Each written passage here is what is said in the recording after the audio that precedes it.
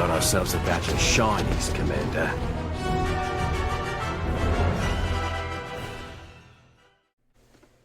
Welcome to episode 10 of Coordinated Fire. My name's Sean, and I am joined by one of my fantastic co-hosts here today, Titus.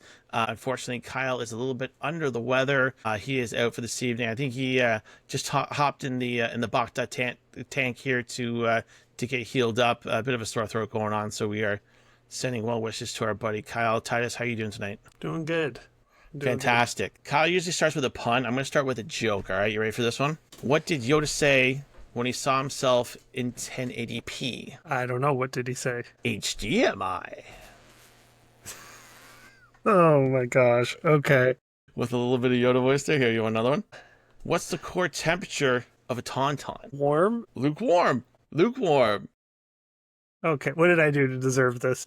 Kyle being away, apparently. Yeah, so we are 10 episodes in. It's amazing. I can't believe we're at double digits already. I mean, you do these podcasts every week, and time definitely flies. So I think the game plan for Titus and I tonight, we are going to touch on some games played. We have a main topic on grand tournaments. We are coming into GT season. Wanted to touch on a couple of topics there. And then our primary of the week is going to be Mother Talzin. So, Titus, I'll kick it over to you. You want to start off with... You had a very important game. Yeah. So I had a game for the Tabletop Simulator quarterfinals. Was playing against James Green from the UK, and boy, it was a real tight game. So I'll go into what we played. So I think I went over my league list, but it's Cassian and Moff Gideon, and then Ahsoka, Jedi No More with Mace Windu. And then James Green had Vader 2 with Iden and Leia, or Freedom Fighter Leia and Logray. So going into that, do some research on the player's history. And James Green and I have actually played before. He came to one of our events last summer. I just happened to be in the country. And he played this exact same Vader Iden list back then. And seeing he's still playing it strong is wild to me. Yeah, but he's been on this for a while. Yeah.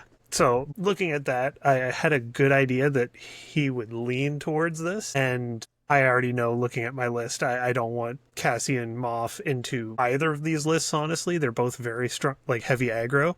So I ended up going with Ahsoka, Mace Windu, and James, for his part, did end up going with the Empire list. But we were discussing afterward, and we think the Ewok pairing might have actually been the better call. It's a real close thing, though. Like, either one could have taken it, and honestly, James had me on the ropes for most of the game. But I ended up being able to pull it out 2-1 after he absolutely clobbered me struggle 1. So, it was a real slog of a game trying to come back from that.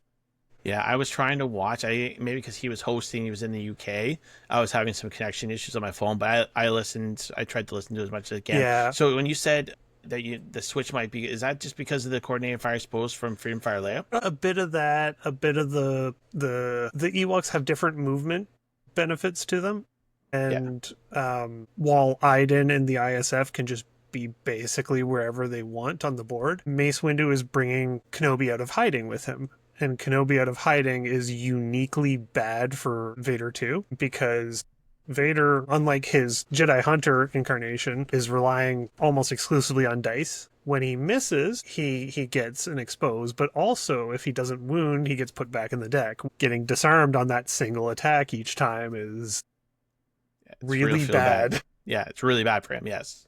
So he ended up having Vader on the side point that he started on, like the middle point that on the side that he started on. And he stayed there all game because he just could never activate. He was able to wound the ARFs activation 1, so he at least wasn't in the deck, but he could just never go. Ugh. Which sucks for one of your primaries. Yeah. Whereas the Ewoks wouldn't have that problem. Other than that, I think both lists have a lot of potential into what I was playing, which is the Ahsoka, Nadar, Phil's clones, then Mace, Kenobi, and Arfs. And it's very defensive. It still has trouble with ISF and Iden, but apart from that, wasn't really running into too many problems. Awesome. And then this game moves you from quarterfinals into semifinals, right? Yep. So Amazing. Like Wednesday, I'm going to be playing against Duncan, and we'll see how that goes. absolutely I'm a little bit nervous because, amazing. like, we're, whoever I'm paired up with now is going to be an awesome player because, like, the finals are always loaded. Yeah, you're in the gauntlet now, Yeah. man. Like James Green in the quarters. Oh, yeah, he's a great Duncan player. in the semi. Yeah, you're going through the meat grinder now, buddy. But no, again, I said this last couple episodes. You're running this TTS league has been absolutely amazing. I would like to see them move it back to 2 weeks games if they did. I would be very, very tempted to move into the next season. It would be nice. I don't think it's happening because they've already got scheduling out for getting 2 more leagues done and then a final, like a overall finals league. So yeah, that's the only thing that's holding me back is when they've switched it to 1 week games. It just doesn't work with my little guy. Yep. He's got summer camp and soccer it doesn't work and for swimming, everybody. and then we do this and I D&D on Friday, right? It just doesn't make sense for me to do it for 1 week. So, but no, incredible run, and you're doing us a proud, buddy. Yeah, hope so. Anything else you want to touch on that game, or not especially. Like it played out very much how we expected it to go. The Iden Vader pairing came out very strong, absolutely clobbered me struggle 1, and then struggle 2 and 3. It was I got a lucky layout for struggle 3, but also being able to have my units already in place. It is such an incredibly defensive list with some reactive movement that I was able to just deny points. That defensive edge really ended up swaying the game over in my favor because he would take take the initiative essentially on the struggle, get it over to his side, and then I would just keep hitting 1 on his side and build up my momentum. And then as soon as something on his side did eventually go down or, make a mistake, I'm right there to capitalize on it. that's awesome, cool. So I had 2 games this week. The first one was against our out for this week co-host Kyle. We played our weekly Thursday at Dueling Grounds. So I played Cad Bane, Bouch Leia, Han and Chewie with Cassian Andor, IG-88, Rebel Commandos. Kyle played Armor, Paz, Coverts, Mandalorian, Bo, and Clan Kryze. We played this on shifting priorities. This was a 2-0 loss for me, but also I am still very much in the discovery phase of trying to figure out what my other half of my list is going to be for our August GT. I mentioned last cast, I'm kind of locked in on Thrawn Moff, and I am trying to find another list to be paired with that. It's leaning Rebels. I was going to try Leia, Pretty Far Leia and Logray. After some discussions, I don't think that list is going to do what I want it to do, particularly if we see a lot of Obi Mace at the GT, which I think we are probably expecting from some of the names that we see on that list. So I wanted to try this one. The Zion's guys have been very, very high on it. Sam Sweeten was suggesting I play Bouch Leia. Just some takeaways from this. Shatterpointed Rebel Commandos are absolutely silly. Sorry, you're talking about the Cad Cassian list, right? Yeah. In the Cad Cassian list, yeah. Rebel Commandos, when they're shatterpointed, turn into rocket launchers, and they're just crazy. Mm-hmm.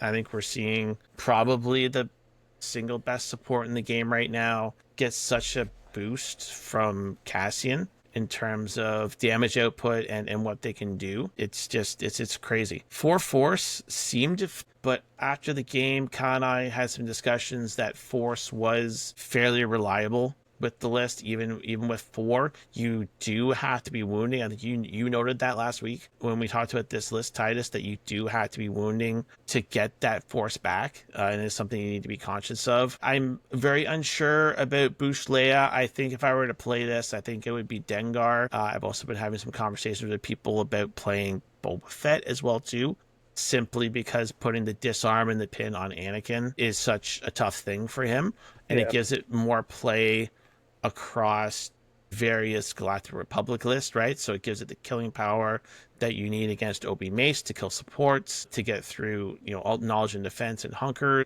but then adding that piece potentially with Boba Fett to also take care of Anakin, and then kill secondaries and supports also in the Kamikin matchup, I think is super important as well. I do think one thing to look out for in terms of the force economy in that list is if IG-88 ever gets wounded, you are on the knife's edge there. Yes, that you can makes it still hard. do it, but you need to be absolutely sure every time you use that ability. Whereas before he gets wounded, you just spam it as much as you can. Yeah, it's a bit of a free-for-all. I feel like that's something that I was very surprised Kyle didn't do in your guys' game, was go after IG-88, because to me, that is the absolute key piece to beating the list, is wounding him early. When I played it, and obviously it was a different variation, but it was night and day. The one game where IG-88 got wounded early, it was just like so much more difficult. It was an uphill battle the whole time. Yeah. So you think it really slows it down once he takes a wound? Yeah. Second game this week, I was fortunate to get a game in with Scott Nielsen, a part of the Zion's Finest crew. I've gotten games in with Scott before. Super guy, really knowledgeable about the game. Great insights every time I play him. So I tried Cassian Andor with Sabine, Han and Chewie, Kanan, Ezra, and again with the Rebel Commandos. And he played Kamikin. We played this on Never Tell Me the Odds. I ended up in a 2 struggle to 1 win for Scott. Again, just some general thoughts here. Shatterpoint Commandos are fantastic. Anakin, I think we've been hearing the discussion with this Kamikin list that you just need to be accepting of the wound. I think going into this, Titus, you've always talked about throwing supports at him as well too.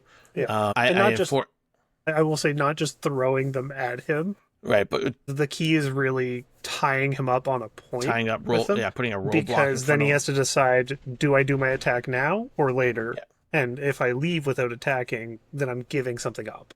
Fair, yeah. Both the games against Kyle and Scott, Han and Chewie were at the bottom of my deck. So my first struggle deck, Han and Chewie were at the last card, which I actually found really interesting because you want them early to have an impactful turn. And I actually found that when they came up so late in the game, it felt kind of bad, to be honest with you. Again, we've talked about wounding secondaries and supports in the Kamikin list is super important. I think remembering triggers is something I'm going to need to do as well, too. Remembering Cassian triggers, Kanan triggers. This town is going to blow trigger as well, too. I know you went through that at the Table Bound Open yourself there, Titus, not remembering that one in particular. It's the worst feeling.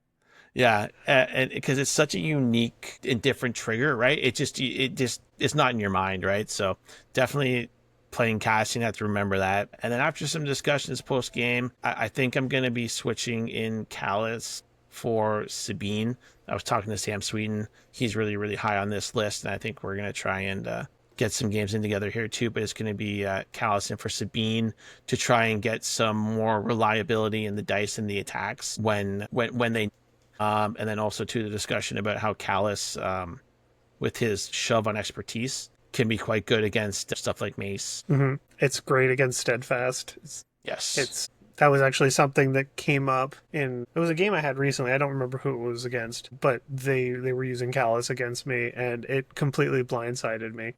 I think it was my 4th game of the TTS League, actually. But regardless, the fact that Steadfast doesn't negate that push on the expertise can catch people by surprise. Yeah, that's awesome. So my kind of my discovery phase of trying to find a second list and coming to grips that maybe a full Empire premiere is just not where it's at right now is maybe settling in a little bit here. So I think I'm going to keep trying this Cassian Kanan list, practicing it up and in different scenarios, that kind of stuff. And I'll finally get my first contact game into eventually at some point. Before August. I do think if you wanted to really force the Empire list, it would be worth looking at Kenobi Out of Hiding. I know that's something you've been resistant to, but I think you could try it out on the table. So I actually have a list right now that is Iden with ISF, and then the Inquisitors. Okay. That if I just say screw it, I would play that with Thrawn Moff, and then we would just go full Empire premiere. Yeah. I think that's a good list. It is a good list. I was mentioning I am trying to diversify my play a little bit more, kind of get out of always playing the bad guys type of things. So Yep. I think it'll be good. And I mean, Awesome. you're trying to mitigate the weaknesses of the faction that you're in, and going to another faction that's their strong point is always going to be better than trying to just cobble together something in faction when you know that's what they're weak at. Yeah, yeah. Awesome. So that's our games played this week. Moving on to kind of our second topic of the evening. We were thinking about what we wanted to talk about. Didn't have any ideas, and it popped in my head. I said, GT season's coming up here, and we wanted to go over a couple of things. Kind of if it's your first time going to a grand tournament, we want to discuss, why you would go to a GT, what you can expect, because I think attending these grand tournaments is really important, not only for the established competitive players, but I think it's really important that we have new players come out and experience these things and get all the benefits that you can out of these official grand tournaments that AMG put on. So first half of the topic here, why go to a GT? I think GTs are fun. First of all, that's why we do them. They're fun, right? That's why we play games. They're fun. You're going to get one of two situations. You're going to get first day, 4 rounds, depending on the size. If you're up in Europe, it'd be more 4 or 5 rounds day one, and then with a top 8 cut. Or a lot of tournaments now, like the one that we're doing at the Garden City Open in St. Catharines, is 5 rounds over 1 day. Now that sounds a little bit grueling, and it can be. But again, you're getting so many games in 1 day. You're going to have a great time. You're going to, leave a better player than you came. I think that's the main thing. What do you think, Titus? Yeah. So I think for the GTs, the biggest thing is for a lot of people that play casually, it's hard to get reliable games in. It's really hard to get even some, like a lot of people struggle with getting a weekly game in. It's more like a monthly sort of thing. So when you don't get consistent game time, it's really hard to stick with the game. And a GT is very good for giving you a scheduled time that you can book off and get a whole bunch of games in and really immerse yourself in the game. Because then, I mean, if you haven't been to one, yes, there is the potential for it to be an experience that you don't like as much. But by and large, everybody I've met who's gone to one has at the very least had a good time. You're getting that reliable opponent. It's always someone different. And by the time you get to third or fourth round, it's usually going to be someone on your skill level, if not in the first or second, because the first and second are pretty random, but you're always going to get someone who is a good foil to you, which is really hard to do at a local game store. At a local game store, you're just kind of whoever's here. You're running into whoever is available. Right, and that can have a lot of variance to it, right? You can either get somebody who is maybe newer to the game if you're looking for something a little bit higher skill level, or you could run into somebody that's way above you, right? So that variance in a random game is hopefully, it should be, as you say, taken away at a grand tournament depending on your record and as you progress. And that's not to throw shade at any new players. We all have to start somewhere, right? Oh no, yeah, absolutely. But it can be really demoralizing if you're constantly playing against someone who is far more experienced than you and has way more game time, and they play every week, and they are doing all that stuff that the really competitive players do, and that's your only opponent. You're probably not going to stick with the game very long. Whereas this is a way to really get a more varied perspective on the game, to get more experience with it, and also to have a day where you're going to get in 3, 4, 5 games. Now, I know there's a big push on all these social aspects of the game, and I know that can also be a deterrent for some people. I know, like myself, I'm very much an introvert, and it's hard to put myself out there. And I just want to throw it out there that there is no shame, there is no problem with you playing your games, and then going home or going back to the hotel or whatever the situation is. I know a lot of people want to go out afterward or they'll hang out for a long time. If you are maxed out or overstimulated or anything like that, no one is going to judge you for just going back, going and decompressing, going and taking your own time. I know for my part, if I'm running into problems at round 2 or 3, in between rounds, I'll just go and sit in a corner with my headphones in, and like everybody's totally chill with it. Like, it's not a problem. Everybody is very friendly and are usually very accommodating of whatever your needs happen to be. I know gaming groups can be intimidating to come into. This is one of the most welcoming communities I've been a part of, and that's been the case every event I've been to. Yeah, and I think that's what we've always tried to do, even from our local monthly critical hit events to doing GTs like this. I've always said as a TO, these are welcome to anybody. You know, we've had some people even like start the game at our locals and then move up to GTs. Right? Yeah, so feeling social battery is big too. Like even I've done that too. Like there's been some events where I've just been like, peace out, see you guys. When we did the Hamilton one last year, I was just TOing.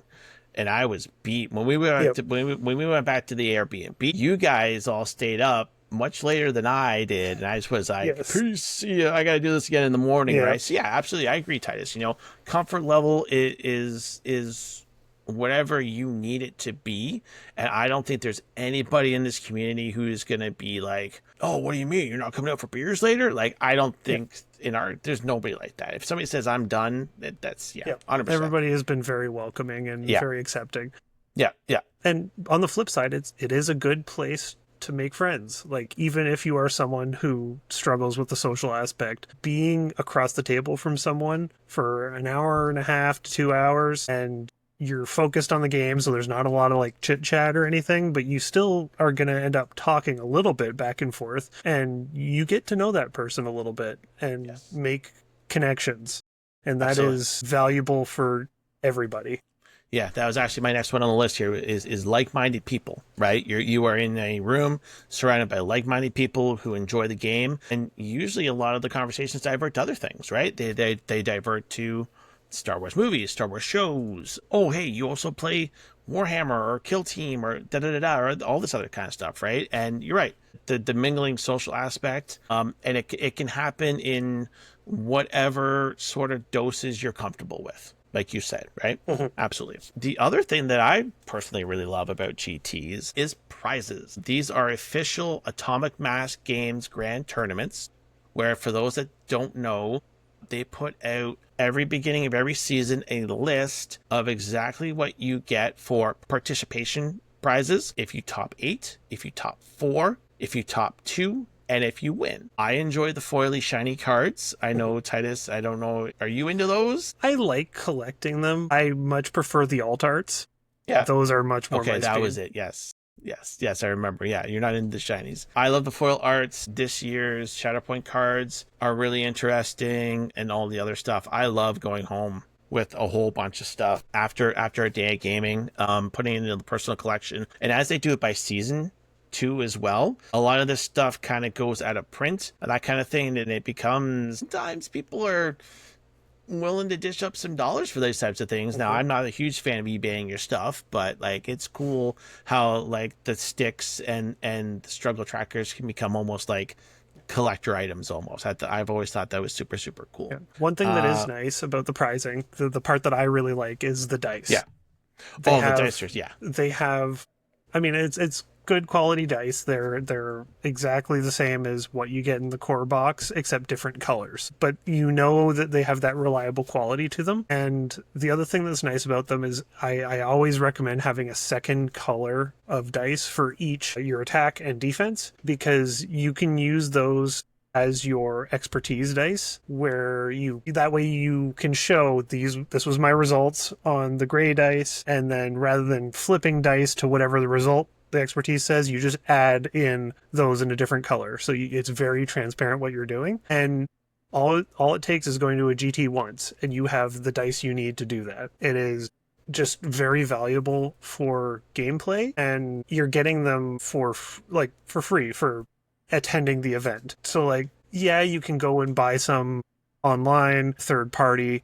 They're either not going to look quite right, or the quality's going to be off. Obviously, you can't get the exact AMG images without, running into legal problems. So Yeah. I know the big ones, Baron of Dice, right? And they're the ones that have a lot of the third party stuff, and those are very good quality dice. But they sometimes have legibility problems because when you're across the table from it, you see a symbol and you don't know what it means. Whereas the GT dice are AMG products, and they will have that exact symbols. So that's always my recommendation when it comes to dice, is get a set of those, and they're free with attendance. So it's a no-brainer. Yes, and that was gonna be my next thing too. Again, when we talk about somebody who's never been to a GT before or going for the first time, again, these cards and the dice and that kind of stuff, they're free. They're participation prizes, right? All you got to do is show up and do the thing, right? Play some games, and you leave home with a whole bunch of cool swag. And again, like you said, being official is very important as well. And even the dice can be a conversation starter sometimes too, right? If you have like season 2 dice and somebody will ask you, oh, what GT did you play last year? Or if they see 2 years ago, oh, which one did you play 2 years ago? That kind of thing, right? Or you can say, oh, I was at Adepticon. And again, when we talk about the social aspects too, that it can start. If you are a little bit more of a competitively minded individual, grand tournaments are ranked events. If that is something you're looking for, if you're looking to push your win percentage, looking to push your ranking, these are official ranked events. I already mentioned, usually when you're playing 4 or 5 rounds, with a top 8, you are going to leave a better player than you came. That is generally the case, and that's my kind of go-to statement when somebody's kind of waffling, on coming at GT. I'll ask them, like you said, hey, how many games have you got in the last month? Okay, but you can get 4 or 5 in one day, and I think You're always going to learn something. 100%. You're going to leave. Different You're rules going to leave interactions. better. Yep. Like different units that you haven't seen on the table. Even once you're done your game, if someone else is playing, you can go and spectate their game and see what they're playing. And like you're just surrounded by opportunities to learn. Yeah, absolutely. Yeah. And the last one here I have is you're helping your community and your tournament organizer. By attending your events, you are upping the numbers for that event, to which if your TO applies for another GT next year, Atomic Mass Games looks at those numbers to see if your area or your community should be getting one next year. And I think that's super, super important, that if you love playing this game in your local area and your TO is doing a good job for you, I think just showing up, playing some games, and helping represent your community as a whole at these official GT events, I think is super important. Yep, it's huge. And if you're not the kind of person who goes to GTs in the first place, you might be saying, well, why do I care if we get another one next year? It helps with support in other ways. AMG will look at your community and say, oh, well, they held a big event there and they have reliable other events. We're going to throw them a little bit of extra stuff for those smaller things, or for the store. Even in terms of the store keeping stock, they have their sales numbers, but besides that, they also can see, okay, this is how many people are interested in our community. So when they're ordering their boxes, they can go, oh, well, I just need 2 because we only ever really sell 2. But if they see that there's 16 locals around that are going to these events, they might go, oh, well, we'll order another couple extra just in case they decide they want to sell from here. Or buy from here, sorry.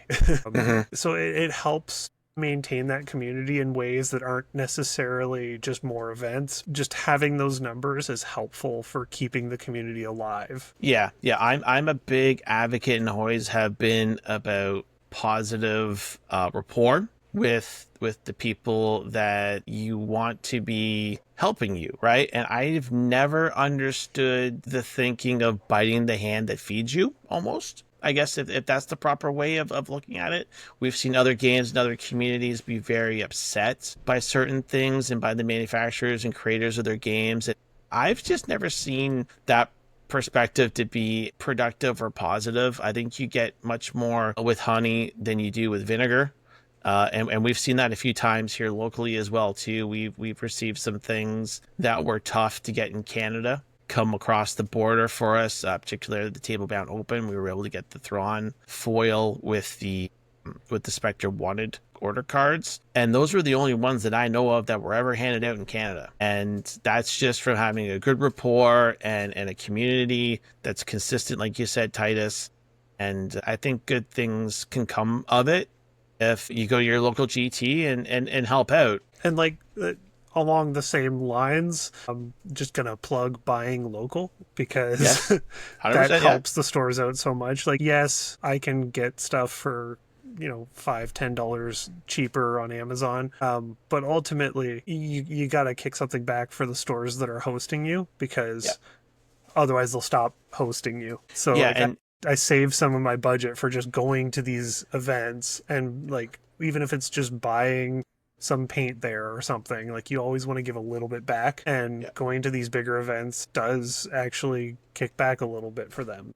it does, yeah. And some of the stuff that AMG is doing now is actually coming through stores, right? These leak kits and these store support kits are coming particularly through stores, right? So again, having that rapport, getting those things through the stores is going to help your community overall. So then the kind of the second part here that I kind of wanted to bring full circle is things that you're going to be looking to do when you are preparing to be going to a grand tournament. So the first one, I think, again, and this is helping the event overall and helping the community, is buying your ticket in advance.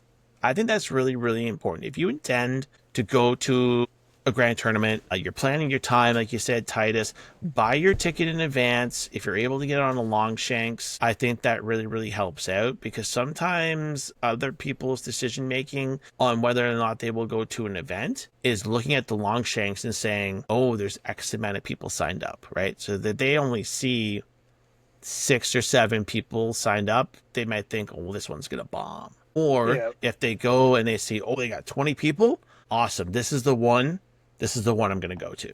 Yeah.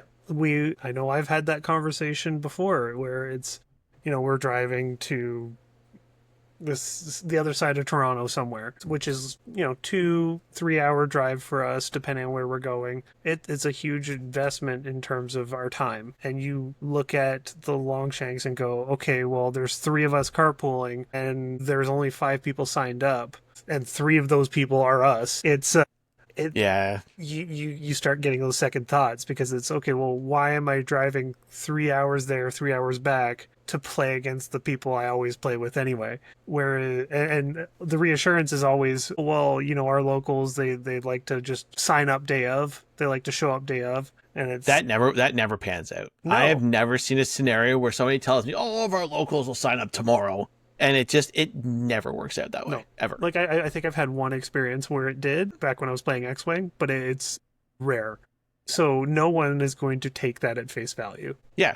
So I think, like I said, buy your ticket early if you tend to go, pay your $30-40, get on that Longshanks and show your support. And then tell other people about the event too. Like, hey, I'm going to this one. Have you seen this one? Right? If you want to play, get your ticket and get up on the Longshanks and help out that way. Figure out a general strategy of the type of style that you want to play, I think would be the next thing for me. This is going into list building, some meta stuff a little bit.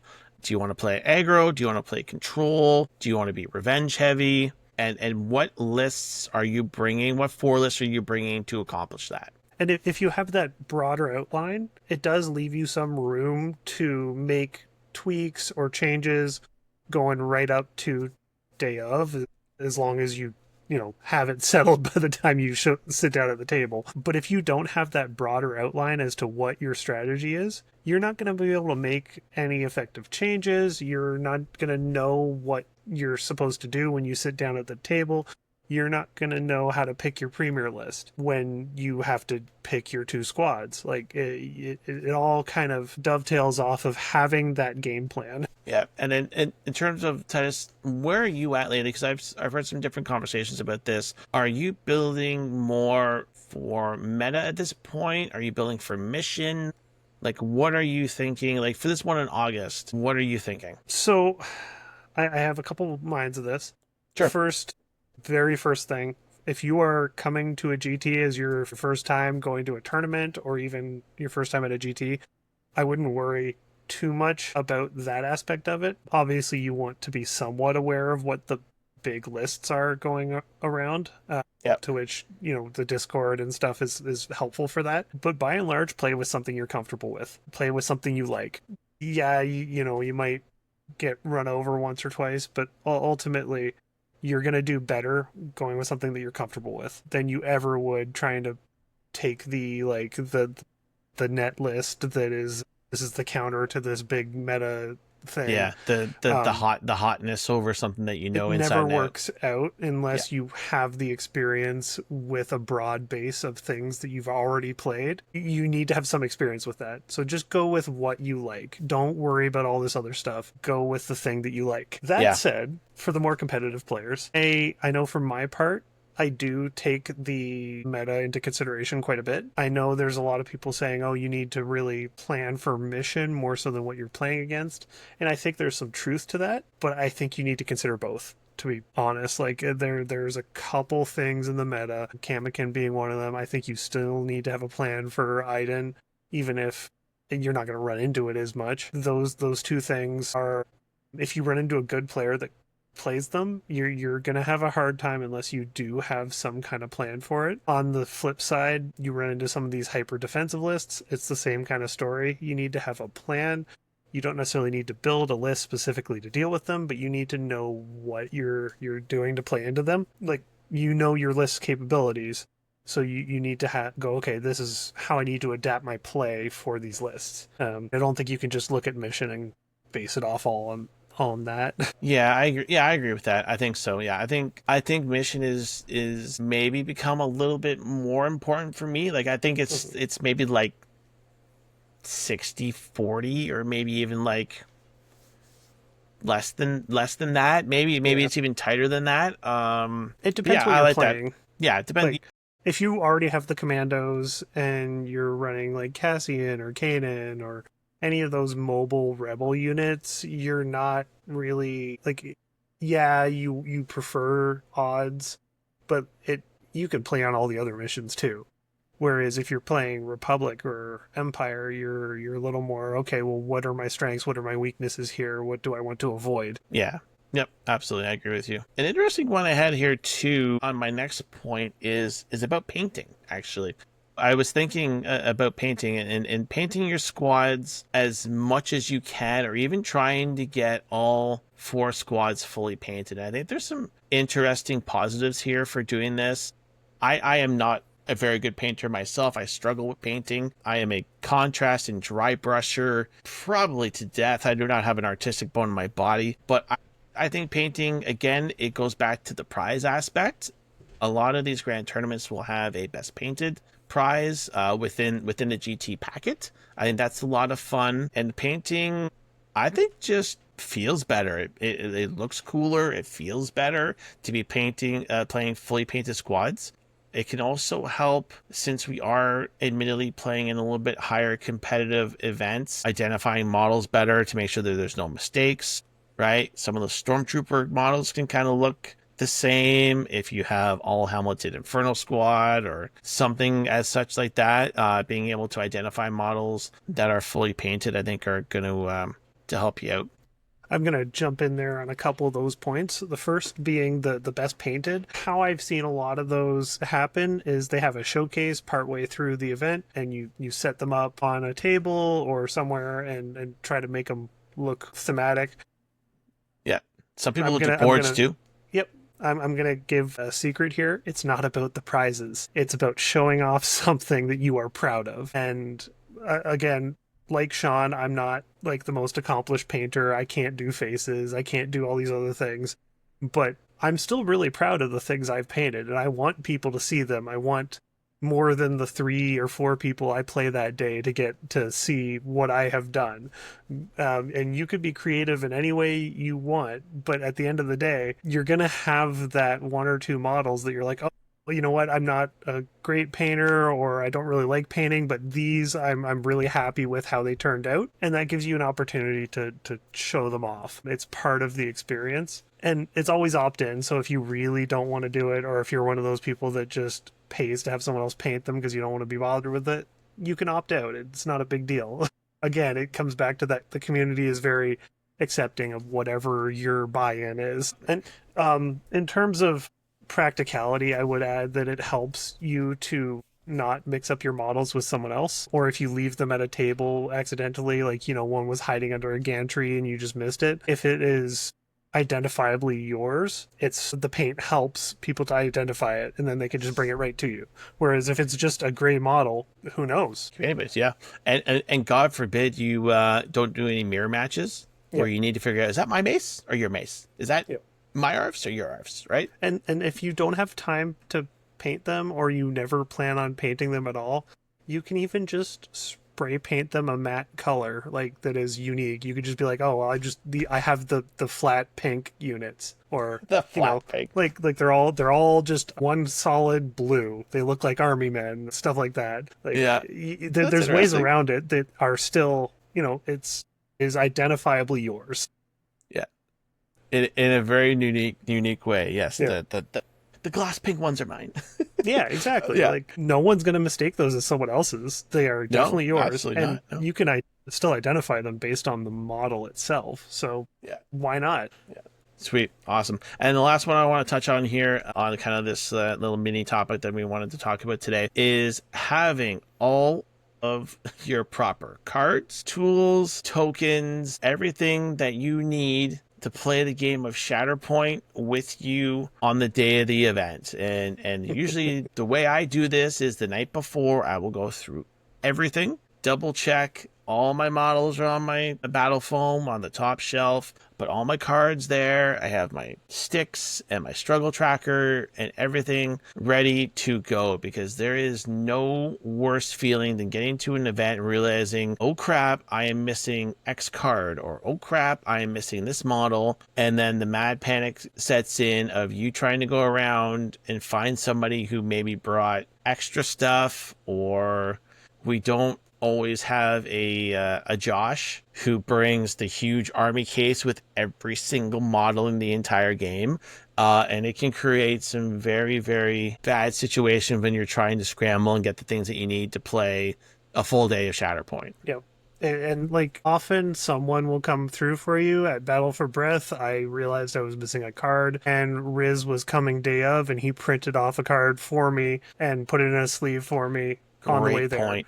But you can't rely on that. Great point. Yes, post errata, making sure that you have all of your errata cards printed for stuff that has changed is super important. You don't want to be playing old Inquisitors. You want to be playing new Inquisitors. You don't want to be playing old Anakin. Hell no. You want to be playing new Anakin. Yeah. Yep. So that's the last one there that I wanted to touch on. Just making sure, potentially maybe even I'll add on to this too, maybe asking your TO, hey, do you need mats? Do you need terrain? All that kind of stuff, helping out that way as well too. But I think first and foremost, just making sure that you're prepared for your day, so that again you don't have that mad panic situation. Awesome. Anything else you want to touch on this, Titus? Overall, no, I think you got it. Yeah, sweet, man. Awesome. Okay, we will move on then to our primary of the week, who is none other than Mother Talzin. Mm-hmm. Mother Talzin, bring up her thing here. So, Mother Talzin was a lot more prominent in last year's meta before Inferno Squad came out, but I think she's going to see a bit of a resurgence with all the Jedi running around. I haven't had any conclusive proof of that, but I think it could happen. If I were to wager on it, I'd say it's a better meta for her now than it was. So who knows? With Morgan Elspeth coming out eventually, we might see Talzin come back. Yeah. So starting off with Mother Talzin here. So Mother Talzin comes in the Witches of Dathomir squad pack. She also comes with Savage as the secondary, and then the Night Sisters as the support. She is an 8 squad point primary that brings 3 force.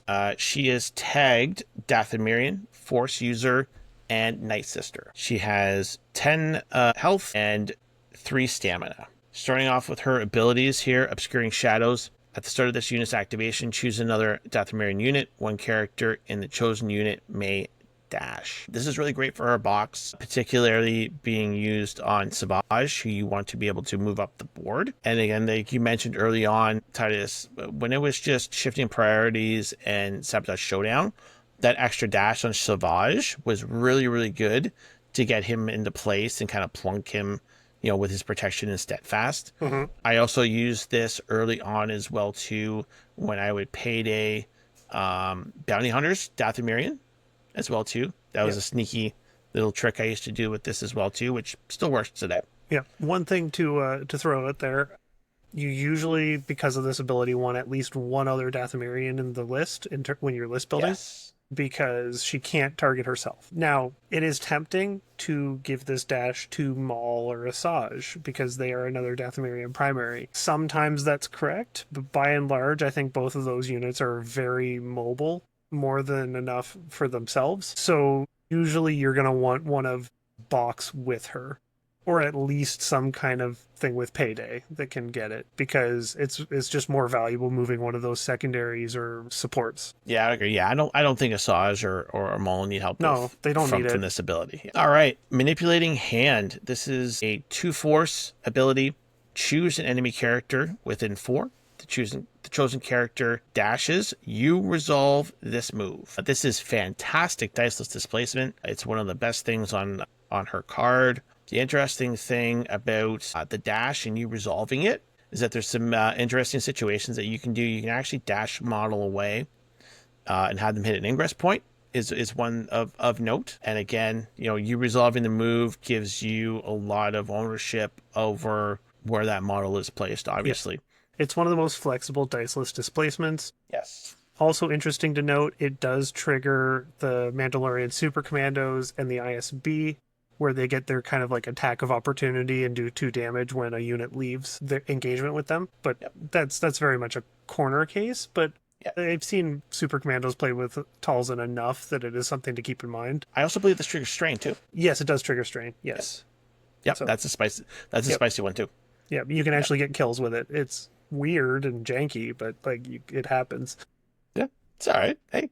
It is expensive too, is the other thing to keep in mind. Yeah, it is 2-force, and if Talzin catches a wound, it can be difficult. All right, moving down the line here. Terrain. After an allied Dathomirian character makes an attack, if the defender suffered 1 or more damage, the unit may use this ability. That allied Dathomirian character may heal. This is a really great one. Again, it helps keep conditions off characters. The only thing that's kind of awkward about this is that it is conflicted with the Night Sisters with their coordinated fire exposed. And this was one of the first, I think, sections on that rule change where we saw that.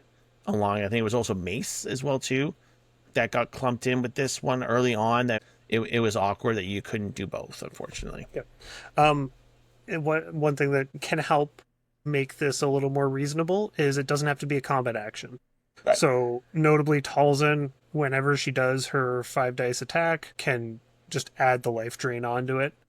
Yeah. And same thing if you have some way to give bonus attacks to any of your other units.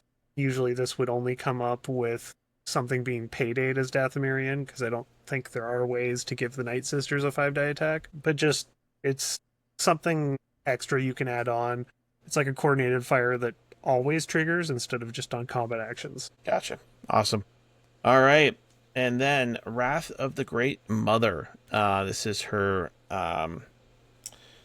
reactive ability. Once per turn, when an enemy character wounds another allied unit, after the effect is resolved, one character in this unit may dash and then make a 5 dice ranged attack targeting that enemy character. This was one of kind of the OG revenge triggers when the game first came out, and was really, really great. I think is still strong. It does have some limitations a little bit from what we see now in more modern game revenge attacks. But again, when we kind of look at her trees here in a little bit, still, a solid 5 dice revenge attack, I think. I still think it's one of the best 5 die attacks in the game. Yeah. It's just a matter of being in range to do it. Because with Ahsoka or Kanan or any of those other ones, they get the dash and then they. Or, like, with Ahsoka, she gets more than a dash. With Kanan, he gets a jump so he can get to elevation. But they also Yeah. are healing beforehand, whereas with Talzin, if she's pinned, I was going to mention that. Yeah. If she's healed or even worse, disarmed, she has no way pre-attack to get rid of those things, unfortunately, which is a real limitation compared to, like you said, what we see with Ahsoka and Kanan now, yeah. that they can wipe those conditions away and have a very effective revenge attack. The nice thing is she does have the life drain ability, so you can always put a Dathomirian near her, make them shoot something, and then get a heal. You can't do it on your opponent's turn. Yeah. Yeah. Cool. Did you want to go over her trees just a little bit, just real quick there, Titus? Sure, I can do that. Awesome.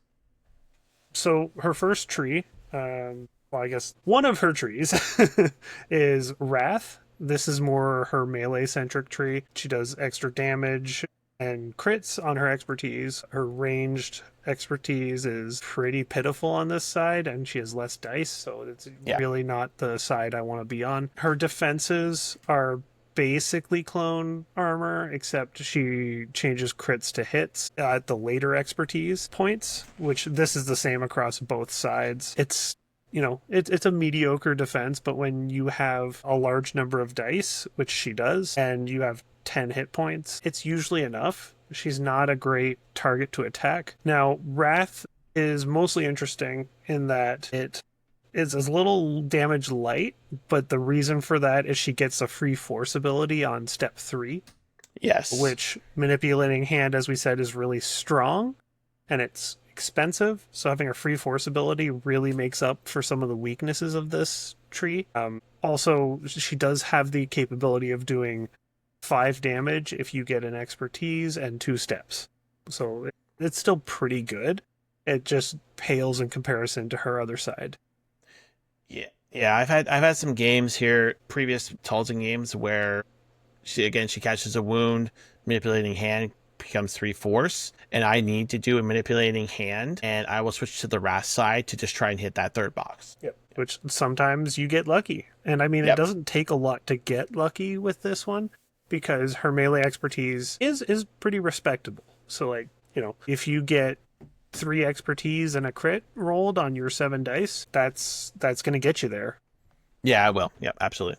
So now for her other side it's Great Mother. This is quite damage heavy, to the point where she can go 6-7 damage on 3 results, depending on whether or not you're in melee. I wouldn't be in melee for this side, but it can happen. This is the side where you usually want to live on, because step 1 is 2 damage and a shove, and then you can go and do another shove and a damage on step 2 if you really need to move someone. And her expertise is phenomenal. Her ranged expertise, I should say. It's absolutely ridiculous. Her 5-die attacks are so reliable in this side. You can get people off points very, very reliably with this tree. Her defense, it's about the same as the Wrath side, but it's better in ranged. One thing to note, she gets 7 defense dice in range just naturally, which I believe was the first one we had go over the core box's allotment.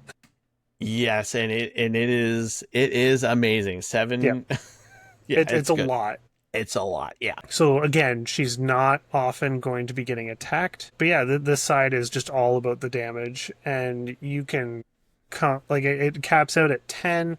Again, technically 11 if you go with the melee side, but you're not going to be for this tree. But I mean, 10 damage that one shots most units in the game. And yeah, again, her expertise is great, so it can actually happen. It's not just a complete pipe dream. Yep. No, this is the one that you want to be in, 90% of the time. And again, that rare situation that you need to switch to Wrath is probably dire, fortunately. Yeah. They like to put it mildly. Yeah. Awesome. Cool. Okay. So when we think about what we are gonna pair with her, again, we talked about this box coming with Mother Talzin, Savage Press, and the Night Sister Acolytes. I am going to take kind of our traditional, box plus 1 approach, and I'm gonna pair the Mother Talzin, which is a Dathomir box, with General Grievous is what I've chosen. So General Grievous, Kraken, Super Tactical Droid, and B2 Battle Droids. This is a really interesting mix for a number of reasons. You have obviously two, I think, very, very strong primaries. I think Grievous is still very, very strong. He's quite good. We've had discussions about this too, about how Grievous is he's still great. He's really good. Tons of movement here as well. So Talzin can move her squad, and then Grievous can move his squad. Additionally, Kraken helps with the board-wide move with the battle droids, in particular with the B2s. Savage Opress moving up and holding down a point. I had this on shifting priorities if I didn't mention that for this. I love Night Sisters still being maybe one of the only units with coordinated fire exposed.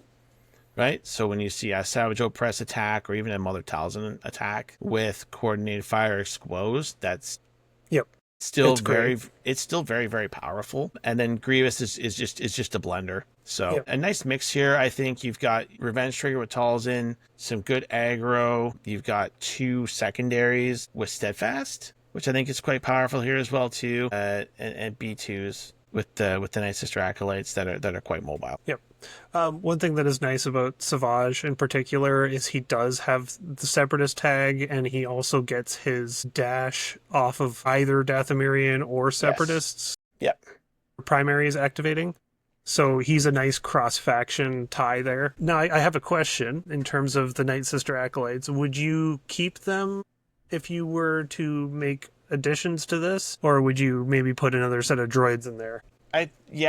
You could put another set of droids in here, I think. I mean, not that we have any great additions right now, but if you want the B1s, you probably already have the core set.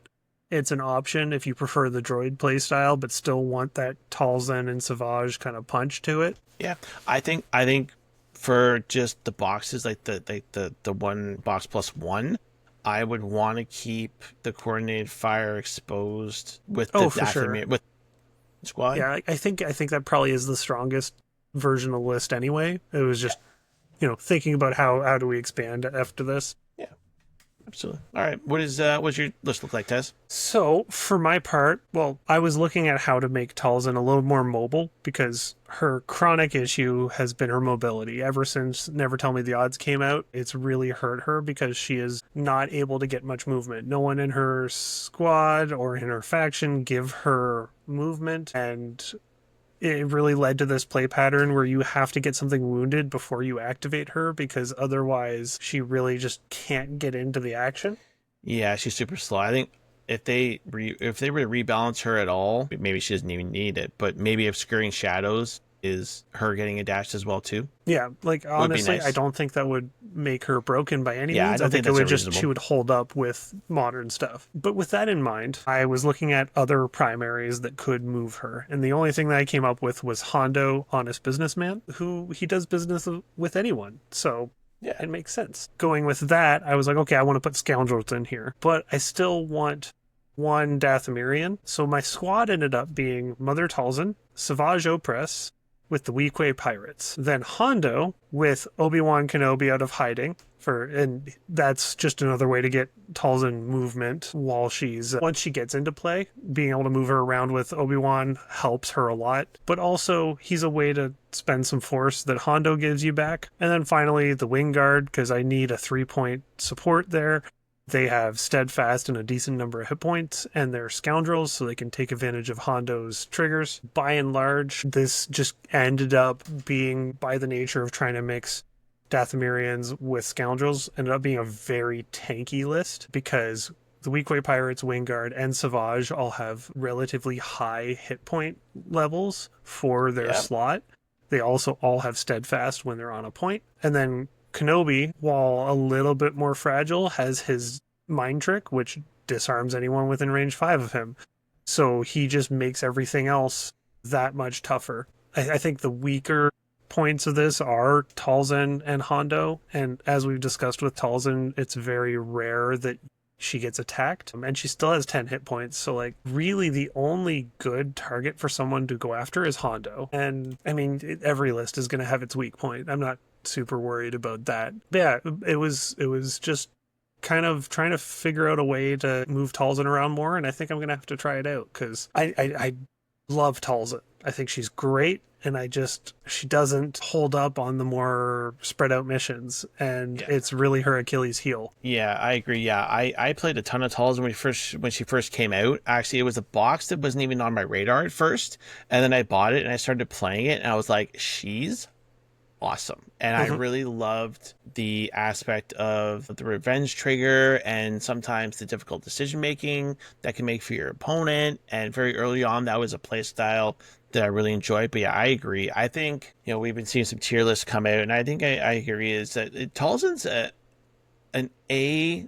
primary that is held back, like you said, by Never Tell Me the Odds and First Contact. Now, if your name is Diz, you're at the point of the episode here where you're probably screaming at me saying, she's fine on First Contact. I was actually just thinking that, so. Yeah. I'm gonna get a message later from him, but it's all good. Yeah, and again, she's a little bit slow. I'm just wondering, too, maybe, like, adding a tag to her, like, if she had, like, Separatist, would that help her at all? Like, expanding her out from Dathomirian? So I don't think so, because I don't think Separatists have any way of moving Separatist primaries. Yeah, and none of her other abilities would trigger off of them because thematically it just doesn't make sense. Yeah, but like maybe that's I don't think Talzin herself ever really worked with the Separatists. She just kind of lent out agents. Yeah. I guess it's Separatist was the first one that came to mind, but I'm just like it is the closest tie she has. Yes. So like it makes sense. They mesh well as kind of like related factions, but I don't know that she herself goes well with Separatists right now. Yeah. Besides just kind of as two squads side by side. They do well, they just don't affect each other. Yeah, I was just throwing ideas out there. I really, really hope the Morgan Elspeth box maybe brings a little... I'm hoping so too. Something for that. Yeah, awesome. Okay. Any other thoughts about Talzin here at all, Titus? No, I mean, we touched on, like, you really want to have her on shifting priorities or sabotage. I prefer shifting specifically with her.